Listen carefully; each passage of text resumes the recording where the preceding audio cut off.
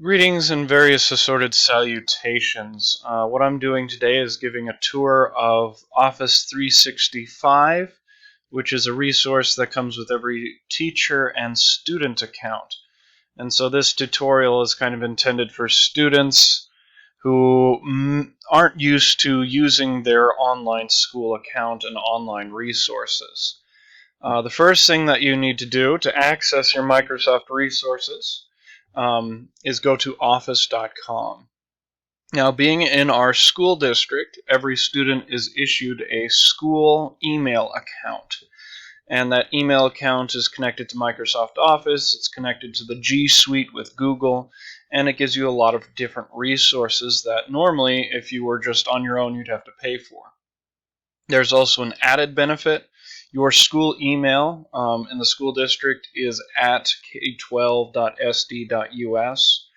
and this in part here is rather important because what it does is it basically tells other companies, institutions that this is a school email account. So if you're one of those people who wants student discounts or teacher discounts, this is the email address that will get you those benefits. Now, as you can see, I am currently in Google Chrome. It's been observed that Google Chrome and Firefox are the best browsers for using Microsoft Office. Microsoft keeps saying Microsoft Edge is great. It doesn't always work. In fact, I avoid using it most of the time. But what you'll need to do is sign in with your account information. If you've signed in before, it may remember your account. If not, you'll need to click Switch to a different account. Now it'll go to this screen or something like this. The key thing here is the K12 Data Center SSO, because essentially we're part of the South Dakota State Education System. You'll type in your username and password, which are information available to you on Skyward. Upon signing in, you might be prompted to click on Stay Signed In. Now, if you're using like a library computer, I would click No. But if this is your school issued computer, or you use your home computer and you sign into it a lot, I would just go ahead and click yes. So it depends. Now, right off the bat, when you get into Office 365, you have all kinds of different resources here. At the top, you've got your apps. Over here, you've got your user account management, help, settings, and alerts or notifications. Also, over here, you can access apps as well with the menu button. The other feature that's kind of useful is you have recommended things to open down here, files that you may have interacted with. And these are things you've opened recently or things that have been shared with you recently that are important. You can also access recently opened documents from your OneDrive here as well. And there's some other things here, but I'll talk about those features in a little bit. So starting from the top, the things that you've got is Outlook is your email account. I won't go into that in too much detail, but this is where if you're going to be contacted by the school via email, this is the official account that you, the student, will use. Moving forward, this will be the email account that you use in things like Google Classroom and Canvas, the online learning management systems. OneDrive is your cloud hard drive. This is where I recommend you store a lot of your files and assignments and notes and whatnot. And the reason why you want to store stuff in OneDrive is because you can then access it from anywhere. You don't have your school issued computer with you, but you have a computer at home, or you've got a phone with wireless capabilities. You can access things remotely.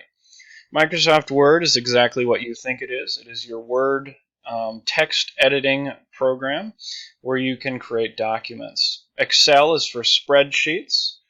I think what I'll do is I might cover these in separate tutorials, the basic functionalities of these. You've got PowerPoint. for presentations, as you know. Now, just so you're aware, Microsoft actually has two different presentation programs. You have PowerPoint, the traditional one, and then you have a program called Microsoft Sway. The difference between these two is PowerPoint is, well, you know PowerPoint. You can do a lot of customization. You can do a lot of animations and a whole bunch of stuff. What Sway is Sway is streamlined. It has less customizability, but the big advantage with Sway is it kind of makes it an online document that you can share. And so it's much easier to collaborate with others using Sway than PowerPoint. Or if you make a presentation and you want to post it somewhere, people can access this without having to download a file like a PowerPoint. I use Microsoft Sway for almost all of my presentations and lectures now because it's just so much easier. I can put a link up from there for students to access if they're not on site. Moving on, OneNote is a note-taking app. The main feature of this varies. OneNote is quite nice. Some classes may use OneNote for some activities and assignments. I'll cover that in a separate tutorial. This is just the tour. SharePoint varies. For teachers, it's a collaboration space where we can coordinate with people within the school district, people within different groups. It's a bit complicated to use, but essentially that's what it's for. For students, you might encounter it if your teacher chooses to configure some collaborative assignments. The idea behind SharePoint is you share documents and you share folders to organize for bigger projects. So that it's a tricky program to use, let's put it that way. Microsoft Teams is an odd one. I've used this before. I don't recommend using it. But Microsoft Teams is a program that allows for team coordination of projects. It's like when you use Microsoft Teams, it'll create a OneNote thing that all the people on the team can access. There's chat, there's video conferencing, there's file sharing with SharePoint. Essentially, Teams is kind of a neat little thing that combines all of these things into one for like a project. Class Notebook is basically OneNote, except for it was created by a teacher and issued to you for a class, and that is used by different types of assignments. Forms is teachers. As students, you will get forms to fill out, but you may make some forms. And the idea behind forms is it's a survey or quiz tool, much like Google Forms, where essentially you can create survey questions or you can create a quiz and assess people with it. I'll give a tour how that works in another video. Calendar is a feature that is particularly connected to Outlook. And essentially, if you have events or things connected to your calendar can keep you up to date with things. You can put in events, you can add things, and notifications will pop up. When you're in Microsoft Office or in Outlook, you can get calendar updates. Teachers are more familiar with this than students because like teachers occasionally have meetings that they have to go to, and the schools try to use calendar as much as possible. Now you'll notice there's actually more than that. Let's click on All Apps and continue the tour. There are some different programs here. I don't know if the students will have access to all of them, but you have things like To Do.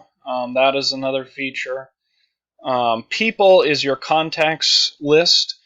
Since you're part of the Repsey School District, you get access to figuring out contact information for all kinds of people. As a general rule of thumb, it's a lot easier to find people you have classes with than people who you don't. There's all other kinds of apps down here. Yammer is another kind of thing. Yammer and Microsoft Teams are very similar. They're but different. But they're both used for very similar things, organizing projects. If you're going to be using these, likely the teacher that has you using them will set up a team and you'll be invited to join it, and there'll be some information for that. Let's see, is there any other apps in this list that are worth noting? I've never seen a teacher in the high school level, at least, use Power BI or My Analytics. Part of the reason why I haven't seen a lot of these used is we're just now getting students and teachers involved in using Microsoft Office, and these are data-driven things. They collect information and organize it into something that you can interpret. Some other features, you'll notice that we've got some apps. These are changing all the time. There's some being added, there's some being taken away. Canvas is going to be a big one. I have separate video tutorials for that. As always, check the tutorials for Microsoft Office if you need further assistance. And I'm going to stop this tour here. And this concludes the Microsoft Office, the school account programs basic tour. I hope it helps, and until later.